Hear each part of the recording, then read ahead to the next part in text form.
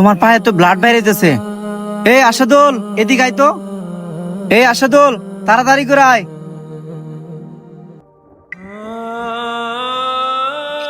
মদন সাহেব, কি হয়েছে কি হয়েছে? ওনার পায়ে বড় একটা ইট পইরা অনেক রক্ত বাইরেতেছে। ওরে নিয়ে একটু হসপিটাল যাও তো। ও ও বাবা রে, ও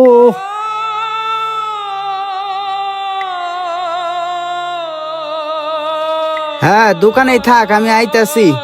বাবা কই যাস? দোকানে যাইতাছি আমার বন্ধুদের সাথে একটু আড্ডা মারতে। বাবা রে, আমরা এমনি এমন খারাপ সময় যাইতাছে। আমি আবার অ্যাক্সিডেন্ট করে পায়ে ব্যথা পাইছি।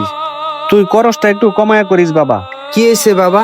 সবসময় তুমি আমার খালি উপদেশ দাও। আমি তো এখন বড় হইছি, আমার নিজের ভালো মন্দ তো আমি নিজেই বুঝি। আরে দোস্ত, আমার বাপে আমারে খুব পেরেশানি দিতেছে। কেন, কি হয়েছে?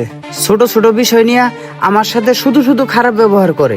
আমি যে একজন মানুষ, আমি যে তার সন্তান, সেটা সে বুঝতেই চায় না।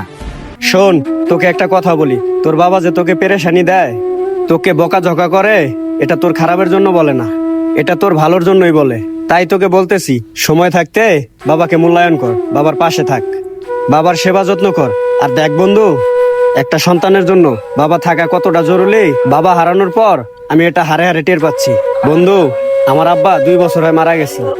আমি কোথাও গেলে আমাকে আর এখন কেউ জিজ্ঞেস করে না কোথায় যাই, কি করি, একটু সাবধানে যাইও। এখন আর কেউ আমাকে এসব বলে না। আরে বন্ধু, তোর তো কপাল ভালো, কোথাও গেলে তোর বাবা তোকে জিজ্ঞেস করে। এতে তুই মন খারাপ করিস না, এটা তোর ভালোর জন্যই বলে। আসলে বন্ধু, আমি তোর কথায় এখন বুঝতে পারছি বাবা না থাকাটা কতটা কষ্ট। তাহলে বন্ধু তুই থাক, আমি যাই গে। আচ্ছা ঠিক আছে, ভালো থাকিস।